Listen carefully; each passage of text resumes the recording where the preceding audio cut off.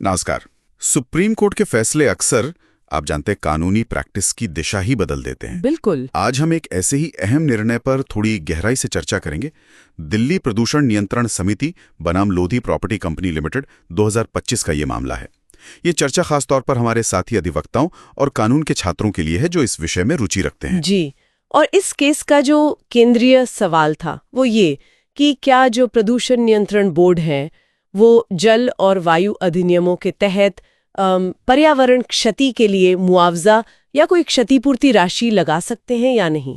तो आज हम इसके फैक्ट्स, मुख्य मुद्दा क्या था, दोनों तरफ की दलीलें, फिर सुप्रीम कोर्ट ने क्या देखा, उनका निर्णय और भविष्य के लिए इसके क्या मायने हैं, इन सब पर बात करेंगे। ठीक है, तो चलिए शुरू करते हैं। ये मामला उठा कैसे था? मतलब डीपीसीसी ने इन कंपनियों को लोधी प्रॉपर्टी वगैरह को नोटिस क्यों दिए थे? हाँ, तो हुआ ये कि डीपीसीसी यानी दिल्ली प्रदूषण नियंत्रण समिति ने पाया कि कुछ रेजिडेंशियल और कमर्शियल कॉम्प्लेक्सेस जिनमें ये लोधी प्रॉपर्टी भी थी, उन्होंने जल अधिनियम की धारा 25 और वायु अधिनियम की धारा 21 के तहत जो जरूरी कंसेंट टू एस्टैब्लिश और कंसेंट टू ऑपरेट होती है वो ली ही नहीं थी। और उसके बिना ही कंस्ट्रक्शन और ऑपरेशन शुरू कर दिया था। अच्छा, बिना अनुमति के? जी, तो डीपीसीसी ने सिर्फ ये नहीं कहा कि आप सहमति लो, बल्कि उन्होंने कहा कि भाई जो पर्यावरण को नुकसान हुआ या हो सकता है उसके लिए मुआवजा दो और बैंक गारंटी भी जमा कराओ।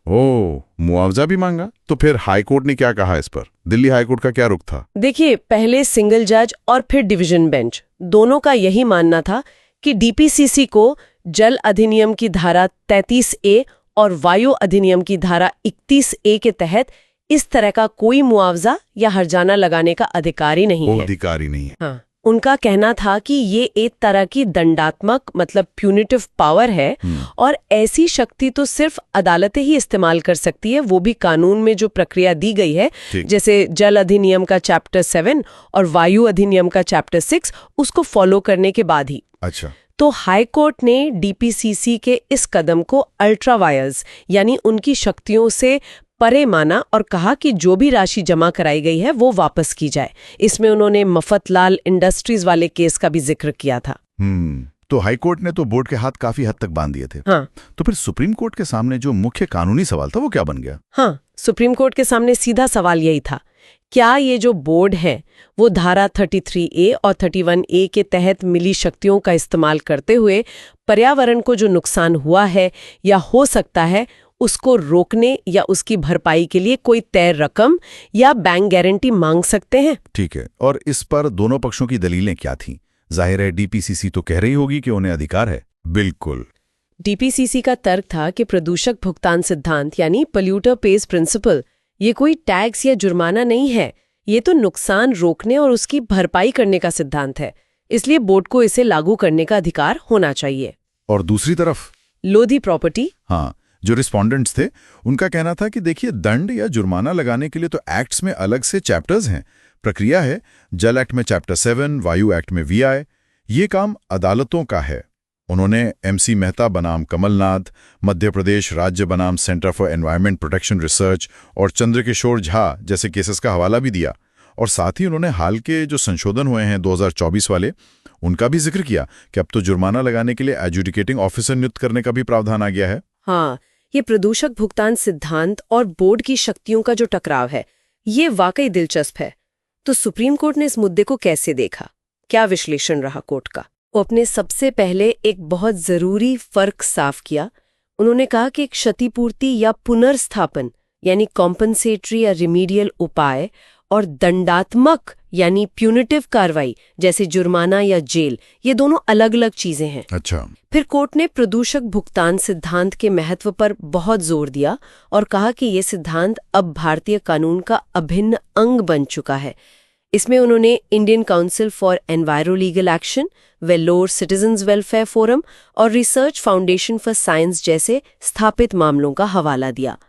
कोर्ट ने समझाया कि ये सिद्धांत सिर्फ नुकसान की भरपाई तक ही सीमित नहीं है, बल्कि प्रदूषण रोकने के जो उपाय हैं उनकी लागत भी इसमें शामिल है। मतलब ये काफी व्यापक है। जी, और कोर्ट ने माना कि धारा 33A और 31A ये पर्यावरण संरक्षण अधिनियम 1986 की धारा 5 जैसी ही हैं। ये बोर्डों को काफी व्यापक शक्तियां देती हैं ताकि वो पर्यावरण का संरक्षण और सुधार कर सकें, और इन शक्तियों में क्षतिपूर्ति और पुनर्स्थापन के उपाय शामिल हैं। कोर्ट ने एनजीटी के स्वस्तिक इस्पात वाले केस में दिए गए तर्क से भी सहमति जताई। तो कोर्ट ने साफ कर दिया कि क्षतिपूर्ति अलग है और दंडात्मक कार्रवाई अलग। तो अंत में इस मुख्य कानूनी सवाल पर सुप्रीम कोर्ट का फैसला क्या रहा? सुप्रीम कोर्ट ने हाई कोर्ट के फैसले को पलट दिया। बिल्कुल साफ शब्दों में कहा कि हाँ, प्रदूषण नियंत्रण बोर्डों को जल अधिनियम की धारा 33A और वायु अधिनियम की धारा 31A के तहत ये अधिकार है कि वो पर्यावरणीय क्षति के लिए क्षतिपूर्ति या पुनर्स्थापन हर्जाना लगा सकें और वसूल सकें। इसमें तय रकम जमा कराना या बैंक गारंटी मांगना भी शामिल है। तो ये अधिकार बोर्ड्स को है जी। और कोर्ट ने ये भी साफ किया कि ये जो शक्ति है, ये एक्ट्स में दी गई दंडात्मक शक्तियों से अलग है और स्वतंत्र है। वो जो 2024 के संशोधन और एडजुडिकेटिंग ऑफिसर की बात थी, कोर्ट ने कहा कि उससे इस शक्ति पर कोई असर नहीं पड़ता। एडजुडिकेटिंग ऑफिसर का काम दंडात्मक जुर्माना लगाना है, जबकि बोर्ड की ये शक्ति क्षतिपूर्ति या पुनर्स्थापना वाली है। ये तो बोर्ड्स के लिए एक बहुत बड़ा स्पष्टीकरण है। अब जो वकील प्रैक्टिस कर रहे हैं या जो इंडस्ट्रीज कंप्लायंस देखती हैं, उनके लिए इसके क्या मायने हैं? क्या कोर्ट ने कोई दिशा निर्देश भी दिए? बिल्कुल, ये निर्णय बोर्ड्स की स्थिति को मजबूत करता है, लेकिन साथ ही सुप्रीम कोर्ट ने ये भी जोर दिया कि इस शक्ति का इस्तेमाल मनमाने ढंग से नहीं किया जा सकता। अच्छा, ये जरूरी है। हाँ, कोर्ट ने कहा कि इस शक्ति को कैसे इस्तेमाल करना है, उसमें पारदर्शिता और एक तय प्रक्रिया होनी चाहिए। इसके लिए उचित नियम और विनियम, मतलब सबऑर्डिनेट लेजिस्लेशन, बनाने की सख्त जरूरत है। इन नियमों में ये साफ होना चाहिए कि नुकसान का आकलन कैसे होगा, सुनवाई का मौका कैसे मिलेगा और नेचुरल जस्टिस के सिद्धांतों का पालन कैसे होगा। प्रक्रियात्मक सुरक्षा। बिल्कुल। कोर्ट ने बैंगलोर डेवलपमेंट अथॉरिटी बनाम सुधाकर हेगड़े मामले का जिक्र करते हुए संस्थागत क्षमता और प्रक्रियाओं को मजबूत करने पर भी बल दिया।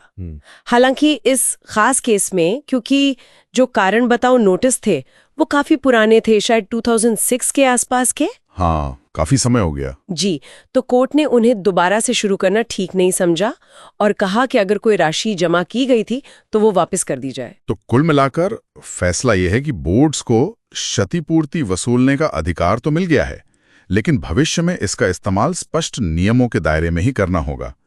एक तरह से पर्यावरण संरक्षण और प्रक्रियात्मक निष्पक्षता के बीच संतुलन बनाने की कोशिश है। आपने बिल्कुल सही समझा। देखिए, निचोड़ यही है कि धारा 33A और 31A के तहत बोर्ड क्षतिपूर्ति के लिए कदम उठा सकते हैं, लेकिन इसके लिए एक मजबूत और पारदर्शी कानूनी ढांचा बनाना होगा। अब देखने वाली बात ये होगी कि ये जो नियम कानून बनाने की बात है, ये कैसे बनते हैं और कैसे लागू होते हैं, और क्या ये वाकई उद्योगों के लिए निष्पक्षता बनाए रखते हुए पर्यावरण सुरक्षा के लक्ष्यों को हासिल करने में कारगर साबित होंगे। ये एक बड़ा सवाल है। निश्चित रूप से पर्यावरण कानूनों पर काम करने वाले अधिवक्ताओं के लिए ये एक बहुत ही महत्वपूर्ण डेवलपमेंट है, जिस पर आगे भी नजर रखनी होगी। इसी विचार के साथ आज की ये चर्चा यहीं समाप्त करते हैं।